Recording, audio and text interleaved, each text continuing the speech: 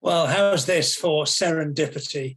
Our guest today was nominated only a few days ago in the New Year's Honours List with a CBE for services to sport and sports medicine. He's Dr. Nick Webborn, and I'll read the little intro put in by the local paper. Well, Dr. Nick Webborn, Professor Webborn, chairs the British Paralympic Association, and he's Professor of Sport and Exercise Medicine at Brighton University. He broke his neck playing rugby in 1981 when he was a doctor in the Royal Air Force and spent 8 months at the National Spinal Injuries Unit at Stoke Mandeville Hospital. Since then, he's attended 10 Paralympic Games, summer and winter, either as the Great Britain team doctor or with the IPC Medical Committee. He's also represented Great Britain in the World Team Cup in wheelchair tennis. So welcome to you, Nick, and thanks for joining us. And I suppose the first question on the back of that is the CBE. When did you hear about it, and how long do you have to keep the secret? Oh, thanks, Alastair, and it's great to be with you today.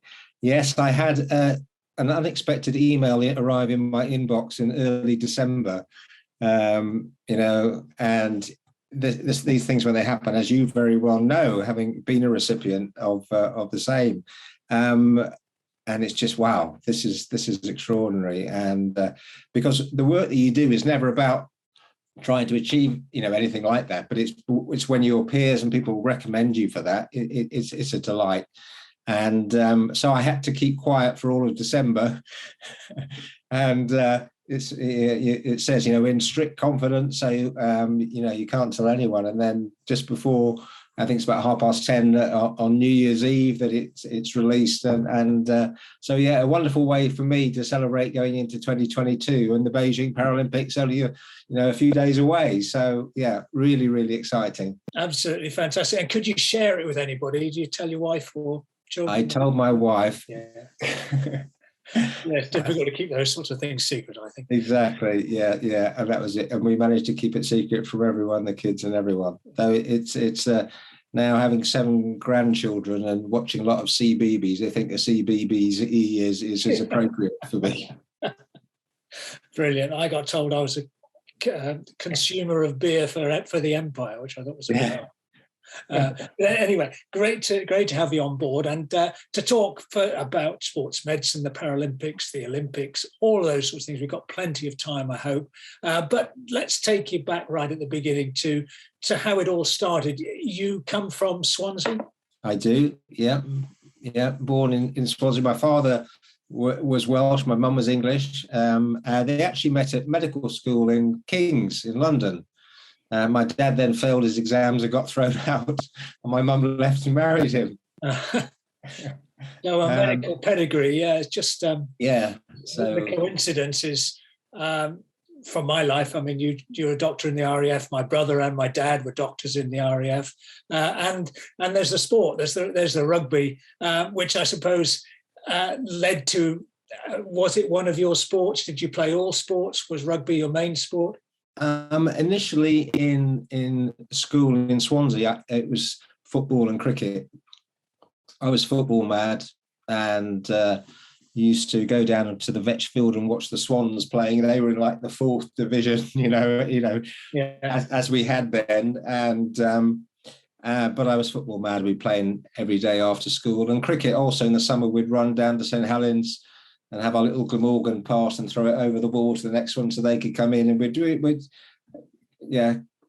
Ball sports were my thing. Running when no one's chasing you seemed like a bad idea, but running to chase a ball was always something I could do. And whether that's squash, tennis, table tennis, but football initially was my main sport. And then when I went to Lanarth Court, a prep school, I was introduced to rugby then at the age of 10.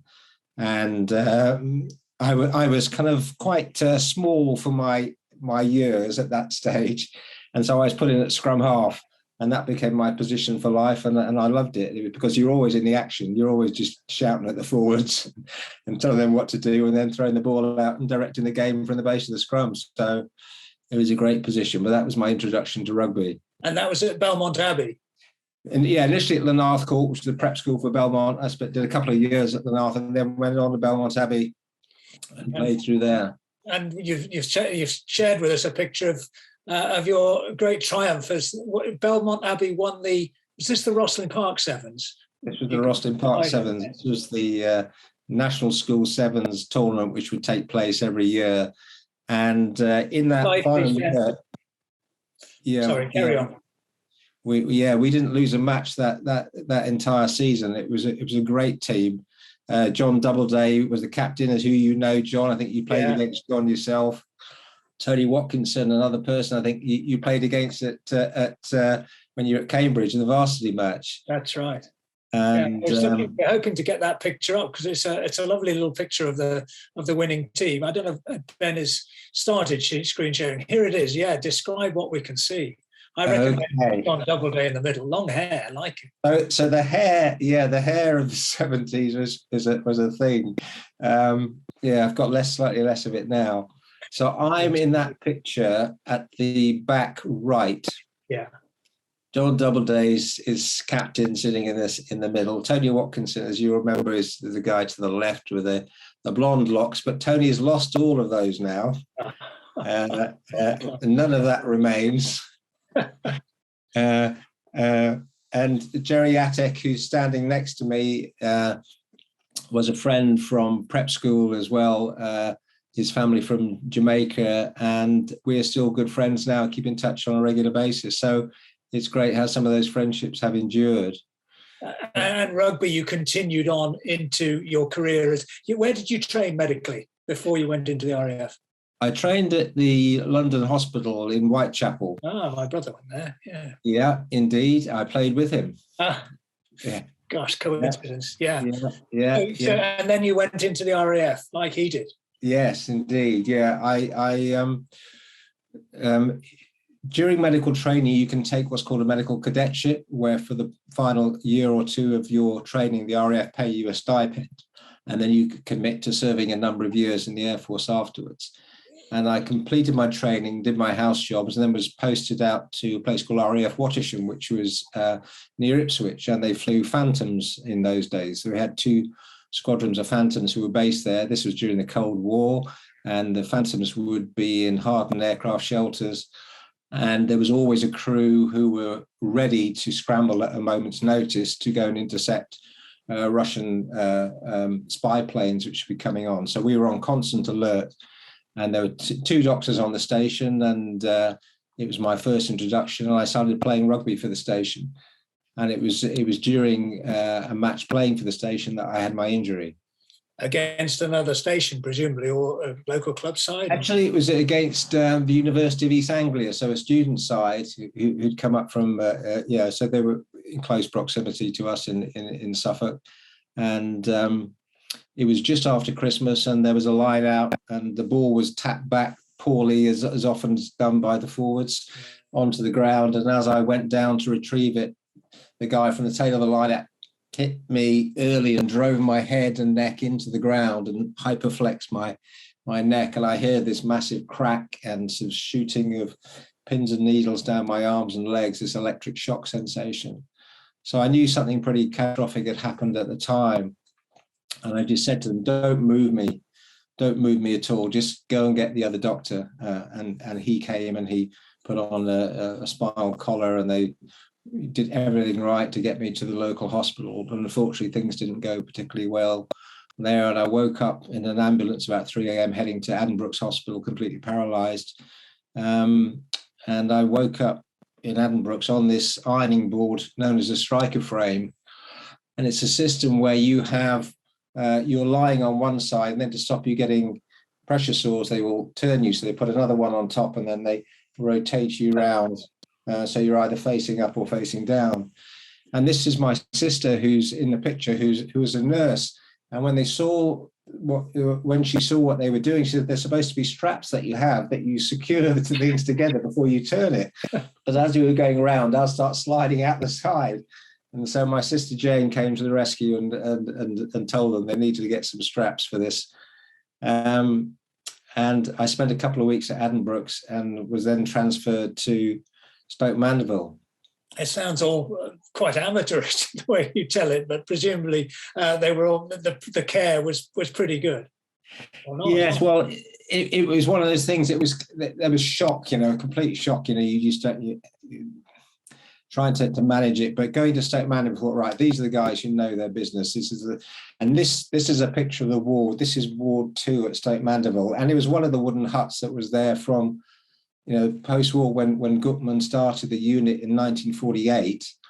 These huts were still being used for treating patients then, and you came in at one end as a new injury, and then as you progressed, you kind of moved down the ward until eventually you were discharged out the other end almost. And around this time, this was 1981, there was a certain person who's no longer mentionable who was raising money for the new spinal unit. So Jimmy Savile was doing his work then, raising money, and he raised £10 million to build the new unit. So he did some good things in his life, as well as some horrible things. But I arrived there and I thought, okay, now we're going to get on and move things. And they just said, no, you're lying flat in your back for 3 months. We're going to see whether give your neck the best chance of healing. And I was lying in my bed, and next to me there was an 8-year-old boy who'd been injured in a road traffic accident. And he had a higher level lesion than me, and he had complete paralysis, and he had a squint with a patch over one eye. And I just think, what am I complaining about? There's a guy here who's, a child here who's so much younger than me with a high level lesion. And it was just, and we got to know his family, and it was a great way, with the way that they had the ward system, that people would support each other, families would support each other. And if you're off in a side ward, as things are now, you don't get that interaction because you have to make a deliberate decision to go in and speak to someone. Whereas there, you were always passing someone's bed, and people would see someone was struggling, they would go and help them. And so in some ways, it was a good system. But after that, I was say, if I can take you back to the initial few minutes, hours afterwards, did you know, because of your medical training, how serious the injury was? Yes, I mean, I was very concerned. I mean, there were a few errors along the way. First, initially, they hadn't taken the X-rays low enough, and so they didn't see the dislocation of the spine, and so they thought there was nothing wrong, but they kept me in for observation. And then when they did find it the next day, I thought, oh my great, they found it. Now they're going to put it right. And unfortunately, when they tried to put it right, they worsened the situation. So it was after 6 weeks that I was in bed, and then suddenly I could flex my thumb on my right hand. And I said to the consultant when he came around, says, look, I can flex my thumb. And I was really excited. And he said to me, he says, well, if you can't extend it, it's not much use to you. Yeah. And one of the things I learned during my journey in rehabilitation was how not to speak to patients. How this cohort of people would gather at the end of a bed and discuss this person who was lying there, and then say a few words and kind of move on.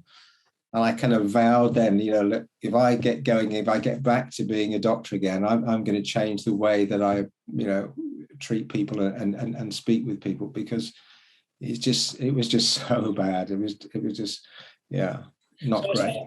So I suppose you knew immediately that you'd done something serious, and then it got worse because of the treatment. Is that right? Yeah.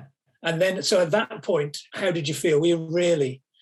It sounds really difficult enough to have the injury, and then to find out that it's been made worse. Yes. Was it then? It was. I think it was. I mean, there was a massive sense of kind of initial. You go through kind of almost like a grief reaction of anger, denial, and all those different things that you get. But there was so much to take in. You were literally helpless in terms of inability to move, but also all the things like bladder and bowel function, all these things which you're taken for granted, now being managed around you that you had no control over. And so there was an awful lot to take in. But I think what Stoke Mandeville did with that camaraderie of people being able to share the stories and the journey, it made it easier rather than being in a Addenbrooke's is a fantastic hospital and they did a great job, but they didn't have that sense of the care and what was required to take me forward. And the guy who founded Stoke Mandeville he founded just after the war, didn't he? With that particular purpose in mind? Yeah. So Ludwig Gutmann, he was a German Jewish refugee. He was a neurologist and escaped Nazi Germany and came over, and he started the unit to treat people with spinal cord injury from the war. And people then were dying through infection and pressure sores, within weeks and months. And he changed the whole way that we treat spinal injuries and how we manage it. And it was interesting that he started that element of sport for rehabilitation to reintegrate people into society. But to show you the difference that it's made, last year, actually it's 2020 now, Margaret Maughan, who won the first medal in the Games, gold medal for Great Britain in Rome in 1960, died at the age of 92, having had a spinal cord injury. Now, going back from surviving for weeks and months after a spinal cord injury back in the 40s to living to the age of 92 shows what a difference the change in care has done for people with spinal cord injury. So was it a change of philosophy or an access to new treatments or physiotherapy, or what was it? First of all, he introduced turning of patients at regular intervals, because they realized that if you just lay people in bed, they just got to develop pressure sores. And it was hugely labor intensive, having a whole series of nurses and orderlies go around every few hours, turning patients and positioning them. Now, the equipment has obviously moved on, which allows that to happen more easily. Then it was purely all manual.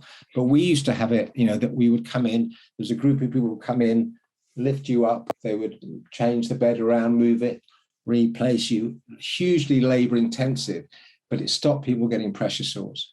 And then the ways that they manage the bladder care in terms of things like that, all these things that people were dying from have been eliminated by these changes in practices. With the understanding, the philosophy to reintegrate people into life. Yes, and he saw sport as a way of demonstrating that, and he developed the Stoke Mandeville Games. So on the opening day of the London Olympics in 1948, he organised an archery competition from the Stoke Mandeville Hospital against the Star and Garter Hospital, and there were 16 men and women. There were women in the teams there even then, and they had an archery competition on the lawns at Stoke Mandeville. And here we are now, having 4,500 people taking part in an amazing event in Tokyo, and all these different sports, and the impact that is having on people with disabilities and the way they're recognised in society is amazing, starting from that point in 1948. And I suppose in those dark days at Stoke Mandeville, you had no idea of the direction your life was going to go in. But I know that your father wrote something in the visitors book, didn't he, about the fight back starts here. Yeah. Was that the sole focus at the time, just to fight back? Or did you have any idea of what you could do and would want to do? No idea at that time. It was just about trying to regain as much of life as I could. I think that when you have a catastrophic injury, you have to make a conscious decision about whether you're going to take this on and fight it, or whether you're going to say, I've been dealt a really bum hand and give in, and kind of, your life can go in a very dark way. And there are people who I know that happened to. There was unfortunately, I don't know whether you remember the case of PC Philip Olds, who was a policeman who was shot during a robbery and had a spinal cord injury. And unfortunately, he was unable to deal with what it had meant in terms of the change for him. And he took his own life, and that does happen, and people will go in different directions. I think, I was hugely fortunate. I had a loving, supportive family. I had great friends who would come and visit me from both from the Air Force, from medical school, from school, and things like that. And that social support is hugely impactful, I think, when you look back about how you got through the really dark days. Because there were some really dark times, you know. The night times are probably the worst, you know, the loneliest, when you're lying there and you can't move and you can't do anything, and you're lying awake and you're just wondering, you don't know what the heck's going to happen.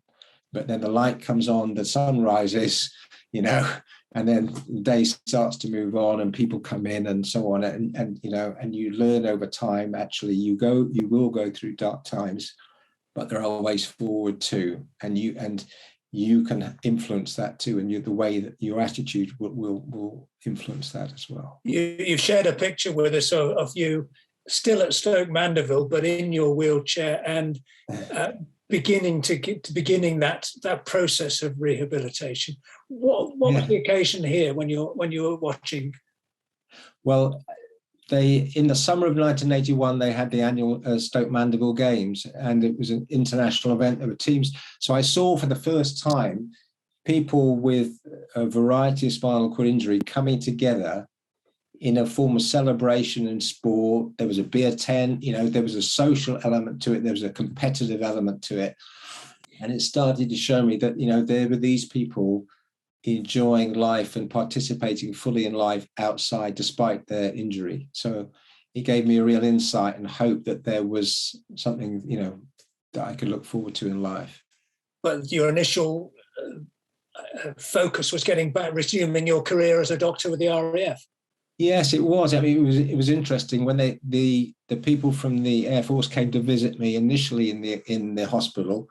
They thought it was just to immediately discharge me from the Air Force. When they could see I was started to have some movement. They just said, "Well, we'll give you a bit more time. We'll give you some more time." And so I had that 8 months in Stoke Mandeville, and they transferred me to Headley Court. And I spent 4 months at Headley Court, and by this time, I was walking with a couple of sticks, you know, not very far, but I still have limitation of function in my hands, but they were, you know, they're good enough to do things with. So I was fortunate, and they didn't immediately discharge me, and they let me come back into service. And I completed some general practice training while in the Air Force, and I went back and actually served at Headley Court as a doctor. And I think that was another part of my formation of going into sports medicine, was understanding the rehab process, having lived it and then worked in that environment as well, and seeing how those two things coming together and how you could really purposefully change lives. And how did you get into sports medicine? Because I know from being a player in the 70s and so on, there wasn't much to do with sports medicine. They just said, well, get on with it, or go and see your doctor. It was nothing to really, there were no sports medical specialists when I was playing. Yeah. So where was the state of sports medicine when you started, and why did you want to make that your career? Well, at the Royal London, where I trained, there was a guy called Professor John King, who was an orthopedic surgeon, who was a real visionary. He understood that the majority of sporting injuries were not operative. They weren't orthopedic. They didn't require a surgeon to go in. A lot of it was soft tissue injury, and this could be dealt better by people who were not orthopedic surgeons. And he started the first diploma course in sports medicine in the country. I applied for a place. I was working in part-time in primary care down here in Eastbourne. But I had this kind of thing that I've had this experience. I love sport. Here's an opportunity for me to go and learn about it. And I went, applied to do this diploma course in London in 1992. And John King accepted me and supported me in doing that. And through that year, I had this amazing insight of the support that Olympic athletes had to participate in sport. I went to the British Olympic Medical Centre. I could see what they were doing there. And I was thinking, well, why the hell don't Paralympic athletes get the same degree of support?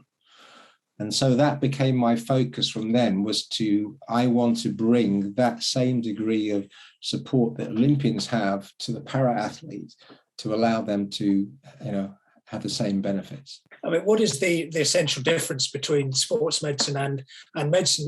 In sports medicine, presumably you've got very fit, very strong, very motivated, and probably younger people.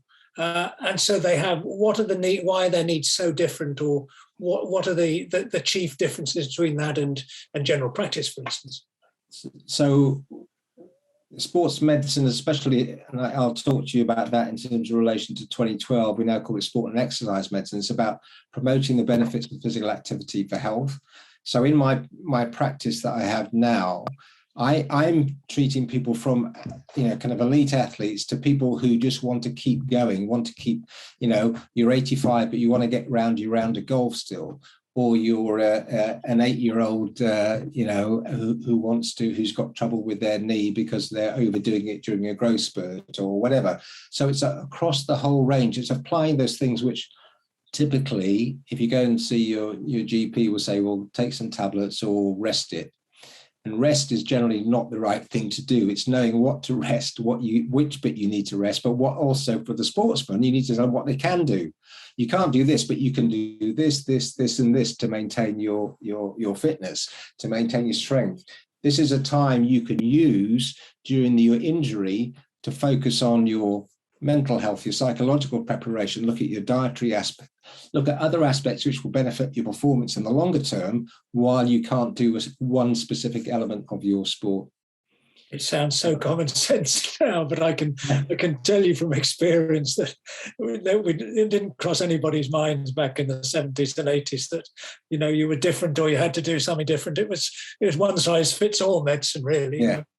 Yeah. We had to queue up to have an X-ray if we got injured on the rugby field and things like that.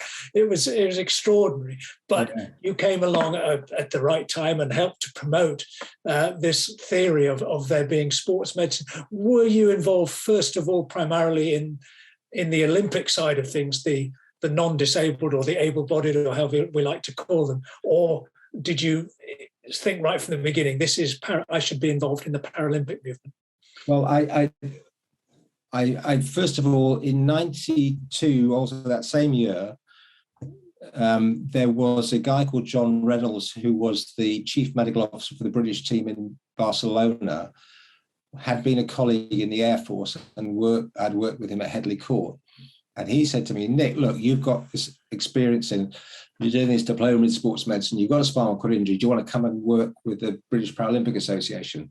So I volunteered, and I've been working with the BPA since then. So this is my 30th year.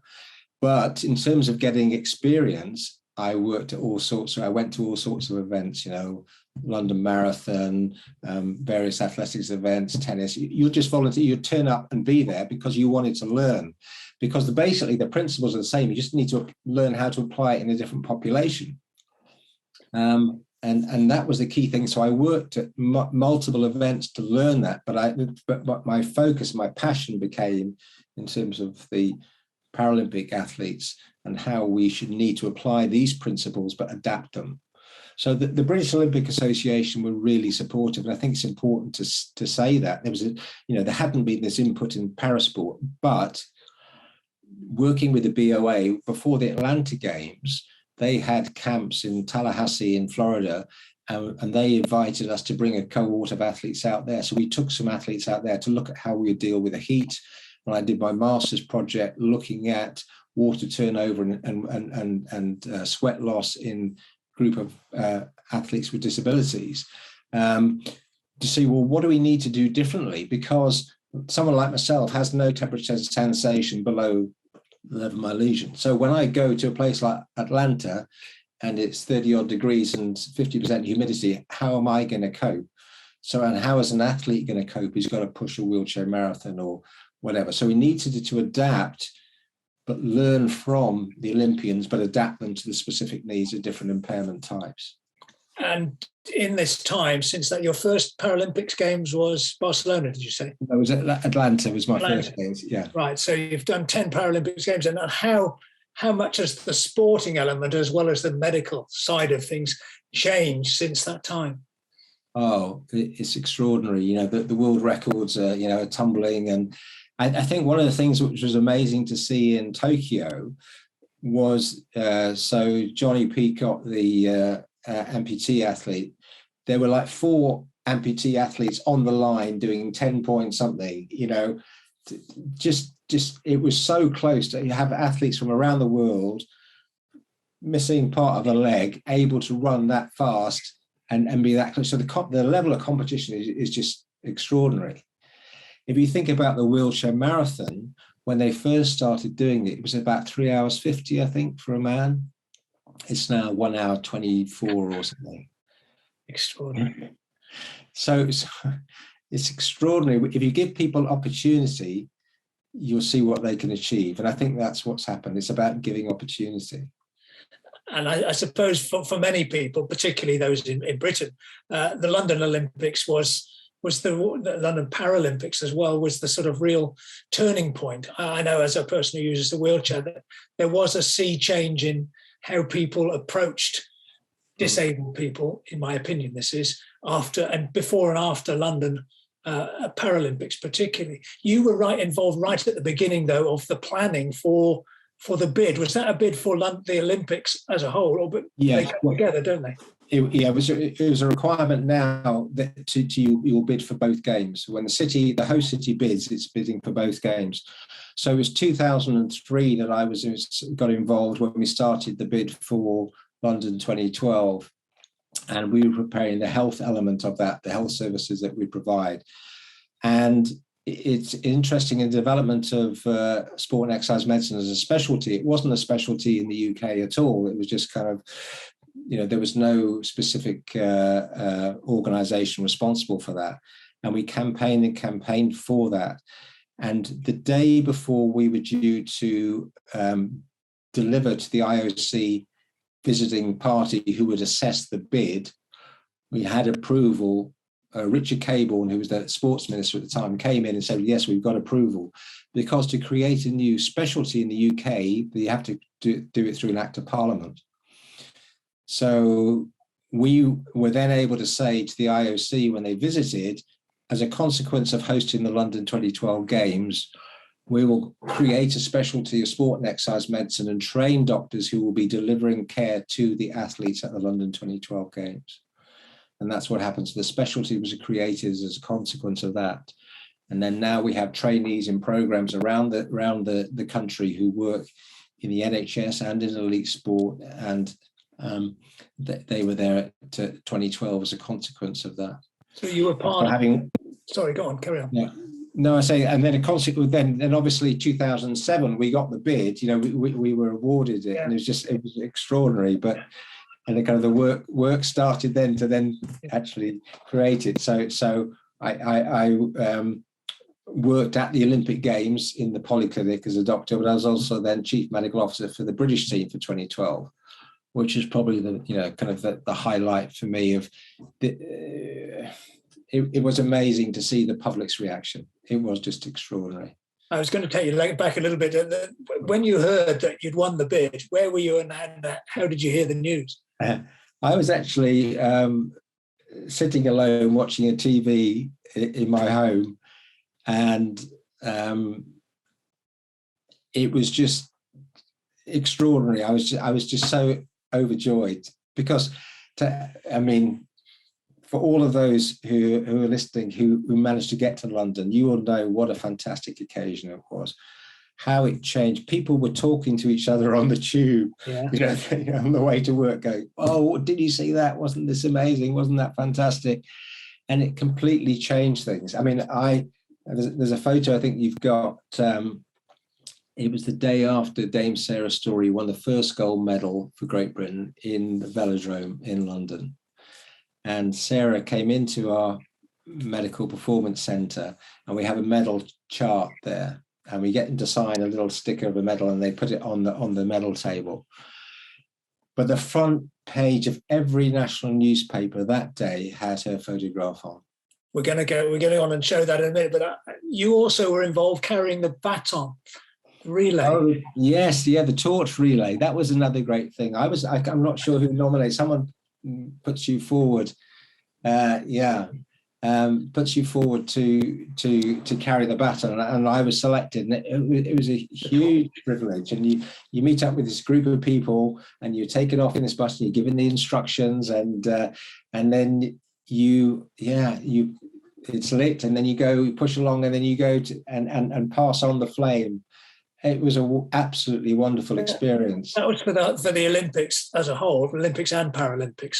Yes. And so how did you get, well, you got nominated, and then do you get to choose which route you do or which part of the tour round?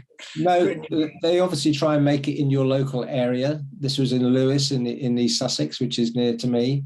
And yes, and all the staff from the university and the staff from the clinic, they all, came down, and we just had a great time. We had a party afterwards, and everyone wanted, was holding the torch and had to go with it. And it was just, and it's on the wall in the clinic now in the university.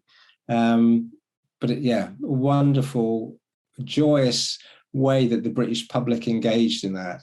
And I feel really sad for Tokyo and people like that, because of the pandemic, they haven't had to have that opportunity to enjoy that element of the games, which was so uniting. And I think really prepped us for, the enjoyment of London 2012.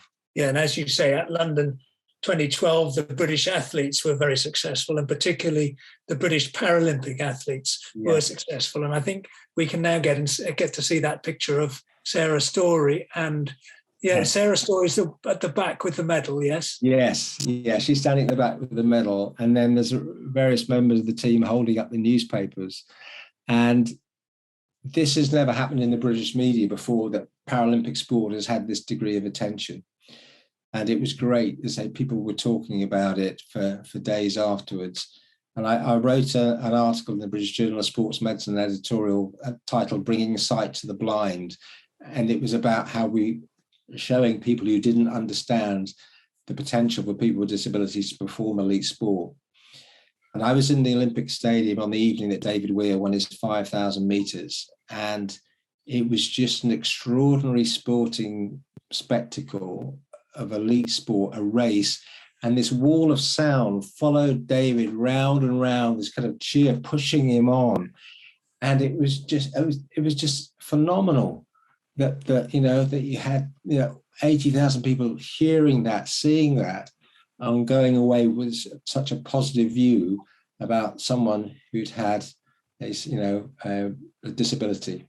And they didn't see it, you're not seeing the disability, you're seeing this elite sporting moment taking place. And in terms of the games, they're obviously very successful and so on, but part of the bid, as I understand it, is you have to sort of say, as you mentioned about the sports medicine, you have to say what the legacy is going to be. That's a sort of a buzzword in recent games.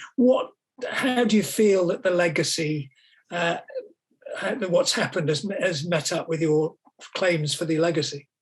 I think London has had a lasting impact on so many people, but not just in the UK. When you talk to colleagues in the Paralympic movement, they always hark back to London as being this game changer, this new, setting the standard for the future. They talk about it as being the best games. I mean, as British, we love to knock things, but London 2012 was truly remarkable in the way it was delivered in so many different ways. And it gave the nation a huge lift, a great pride, and it connected them with people in so many ways. There were so many people who couldn't get tickets for the Olympics, then went out and sought them out for the Paralympics and came away feeling inspired and elated. And, so this was great, because it really has helped change the way that disability sport is viewed, but also supported by government, which impacts on all sorts of ways that people with disabilities are recognised, that need to improve transport, work opportunities, and so on. And this global event that we have every 4 years is really the largest event which puts disability front and centre. I was lucky enough to report on some of the Paralympic Games, But as a person using a wheelchair and traveling around the country, what I noticed immediately afterwards was the way in which people now engaged with you, a wheelchair user. They would say, are you all right? Can we help? Can we do this? Whereas it was really noticeable in the periods leading up to the games, they sort of looked the other way and weren't very keen to engage with me as a traveller. But afterwards, it was a lot more care and concern. So that was a really positive one from an anecdotal point of view. Is there any evidence that has had that effect generally, or? I think attitudes have changed, and there have been various surveys that we've done through the BPA. I think there was a little bit of a kickback from some areas of the disability sector that these people were being portrayed as. There was a campaign that Channel 4 did called Superhumans and so on. Yeah. But what I think it really showed is if you give people an equal opportunity, they can demonstrate their ability, and that applies in every walk of life. But the sport was just one way of demonstrating that. And I think we need to take that message, whether it be into the arts or, any form of employment, whatever, just give people an equal opportunity and they'll show you what they can do.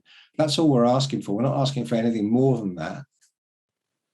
Yeah. And from that point of view, did the Paralympics lead to a greater take-up by disabled people of sport? Because that was obviously one of the marks of the bid. Yeah, each games we would host demonstration games and different opportunities for people to try this out, and there has definitely been much more interest. If you look at some of the people who participated in Tokyo, they said they hadn't contemplated that until they saw London 2012, and they took up sport because of that, and they saw what it could do. So we have people coming through now, interestingly, who were spectators at 2012, who are now participants in 2020. And you yourself have been a participant in sport. I read out the world team tennis. Yeah. Explain how you got involved in that and how it helped or life for you. Well, as you know, sport has been this huge thing in my life. And then I worked with the British swim team for 5 years up until the Sydney 2000 games. And as I mentioned at the beginning, unless it involves a ball, I'm not that interested. And watching people swim up and down, watching this black line on the bottom. So I tried swimming for a while and I competed at the national championships, but my heart wasn't in it, And so I went out to Sydney with the swim team, and we were on the Gold Coast training before as a holding camp before going down to Sydney, and I saw the tennis guys training, and they said, "Oh, do you want to have a go?" And I said, "Oh, okay, thanks." And they sat me in one of the tennis chairs, and I had a go, and I thought, "Wow, this is fun. I could get into this." And so when I came back from the Sydney games, I started playing wheelchair tennis. I found a local coach. She hadn't coached wheelchair tennis, but she coached tennis. And we just worked it out initially between ourselves. And then I bought a tennis chair, and I just started playing. Went to my first tournament in the UK. And I remember it quite vividly because I was drawn against the world number one, who was a British player called Pete North. I think you beat him. No, it was one. He was 1-0. I got one game off him, but I was very pleased with that. Looking at that picture, obviously you talked about a tennis chair. Yeah. There are chairs for track events. There are chairs, presumably different chairs for long distance marathons and so on. There are chairs for all sorts of different sports. Does that start to make participation in disabled sport a matter of cost, that you have to be able to afford expensive equipment? There are a lot of, when you're just starting out, there are a lot of charitable foundations will provide it for opportunities for people to try out. So currently, it's quite funny. My son said to me, "Oh, Dad, there's a wheelchair basketball session at the university.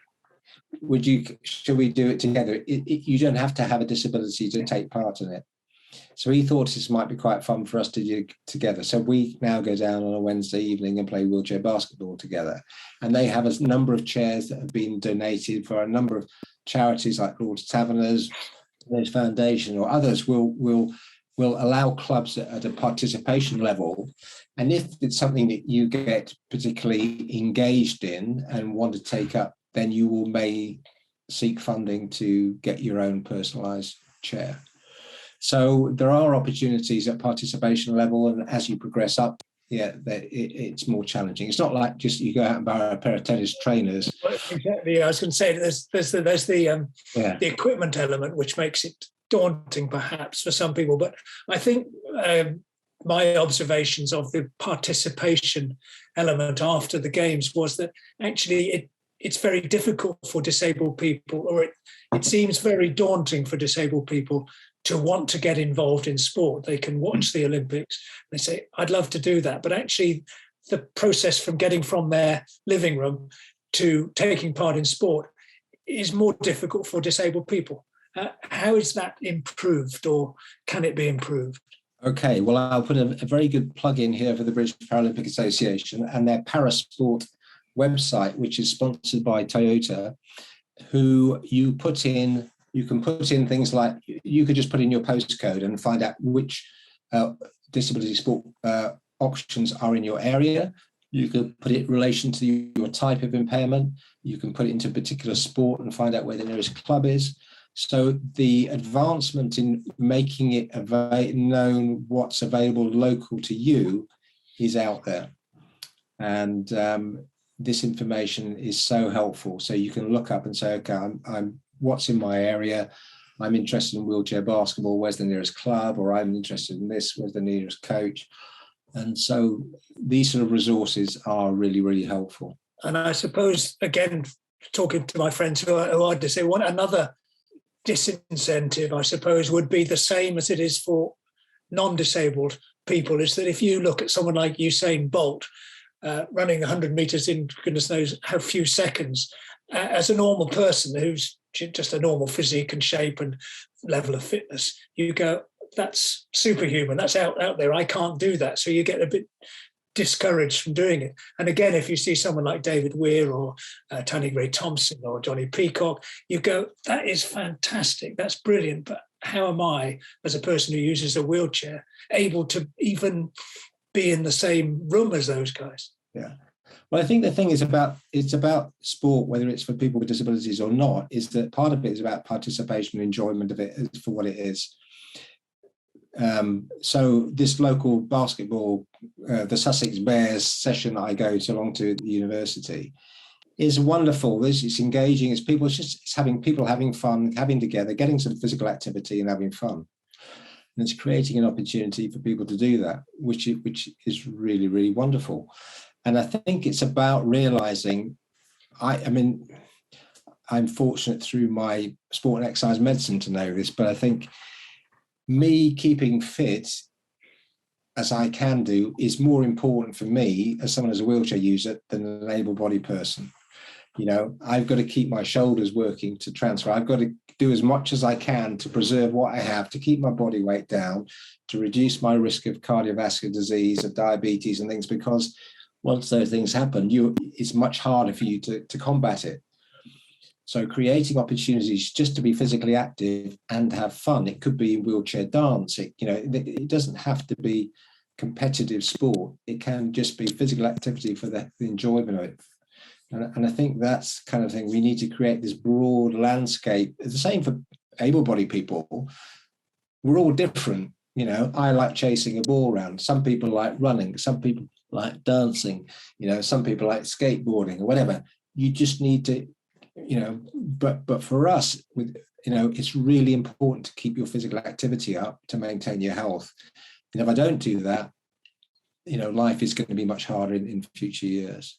I wonder if, I mean, this is just a bee in my particular bonnet, whether sport for all, which is a good slogan, should actually really be saying something like exercise for all, because that's really what's going to contribute most to the health of the nation. That's my opinion. I don't know what you think about that.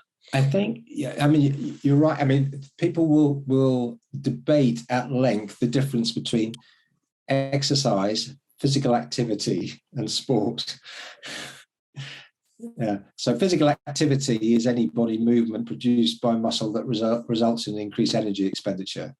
Now, exercise is more of a repetitive, physical activity was repetitive, purposeful, etc. So you can do things. So hoovering in your home is physical activity, which has an impact on physical fitness. Going up and down the stairs is physical activity. People wouldn't see that as exercise per se. Exercise is more about fun. So I'm going to go for a walk, and to do that, I'm going to walk a bit faster to get my heart rate up, to get more benefit from that. The message is the same, is participate, take part. Yeah. I know so many people who say, sport's not for me, and they almost include everything that involves any sort of exercise. I've had a bad experience in sport at school, therefore I can't do anything. And that is it seems to me a difficult message to get across. Yeah, it's about the education of that, isn't it? Communication about the messaging is that it's not about sport for health.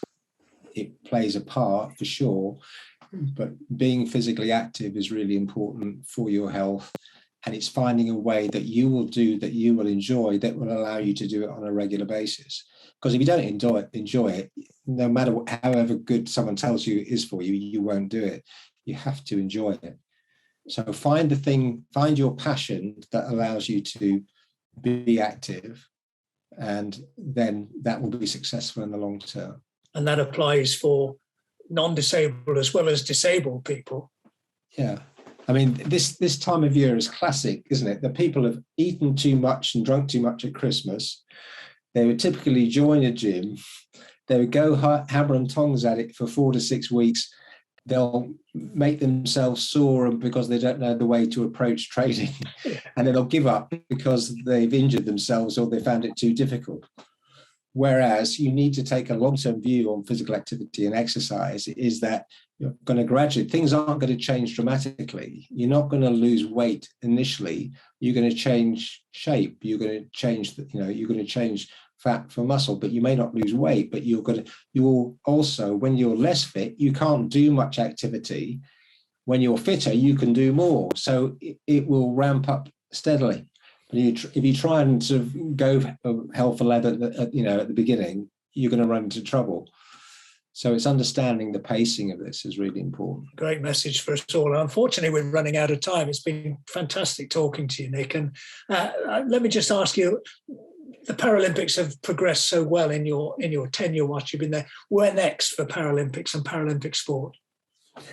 Okay, I think we have a couple of challenges. One is we've now kind of reached the ceiling of number of participants at the Paralympic Games with the agreement with the IOC as it currently is. And we need to break that barrier so we can have more participation in more sports, so we can broaden this out. As more people get involved in it, they want to participate in the big event.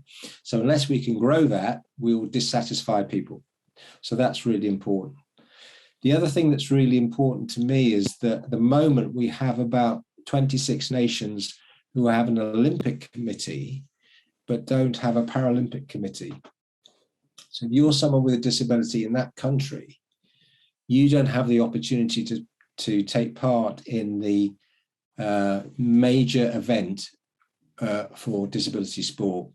And therefore you can't influence in the same way that it has in the UK, your nation and attitudes to disability. So we need to get all the family together. So we need to get all nations participating, because if you're a parent of a child who's born with a disability or someone who acquires a disability in life, you want to know that there is a way forward for you, and that you can help have a better life for yourself and others in that nation. And so we need to get everybody on board. We haven't got the whole family together. It's like the lost sheep. We need to go and round them up and bring them in. So for me, that's one of the key things we need to do over the coming years.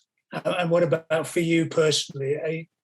You're setting a time limit on how many Paralympic Games you're going to go to, or? Well, no, Beijing will be my 12th Games. I'll be chair of the BPA until Paris in 2024, and then I need to step down under the governance code. I need to step down after that, and we'll see after that as what then arises. And you'll keep exercising and playing sport. One of our questions came from, and I'm sorry I haven't shared so many of these questions. Yeah. It's my own technical inability, but we're having such a lovely chat. One of the questions was, which chasing the ball sport do you do now? Well, I do basketball is the one I'm doing at the moment. Wheelchair tennis, I retired from due to shoulder surgery, and all that overhead activity was causing problems with my shoulder. So it's basketball at the present time. And another question, I think I can read this out, from Rosie. When you were bedbound in the early post-accident months, your mental prop of sport was kicked away with your mobility. So where did you get the mental strength to reboot your life, as it were? I think that was through friends and family, as I said, but I did have once you were up, you were introduced in Stoke Mandeville. First thing I think I did probably was wheelchair archery. We were taken down to a little hall. It was a very light little bow. It was like a little child's bow with a bit of thing, but we started doing that. We got in the swimming pool. We then went on to table tennis. So it was very early in your introduction, because in your rehab process was the introduction to sport there. And I'm really grateful for that. Things like trying to use a typewriter to get whatever finger movement you had working better, or making a cake, or they use really purposeful life skills in part of the rehab. But the toughest times, you're right, Rosie, was those early days when you didn't know what the hell was going to happen. You were lying there and struggling. And that's where I say friends and family came in, and music as well, listening to good music. Well, Nick, your message is incredibly inspiring, as we're getting so many texts on the chat machine. I know you've got to go to work, which is very good of you to spare us the time. Where are you going to work? I'm going to work at I have a sport and exercise medicine clinic based at the University of Brighton in Eastbourne, and I'm heading down there to see some patients this afternoon. Well, thank you very much. Good luck, and thanks so much indeed for joining us here on Goldster. And we know that part of this talk is being recorded, so that'll be available for those of you who missed the beginning part particularly. But I'm sure all of you listening would join me in saying a very big thank you to Dr. Nick Webborn. Thanks very much indeed. Thank you all. I'm sorry I didn't get a chance to answer all your questions, but maybe we can find a way of doing that. Brilliant stuff. Thank you. Thanks.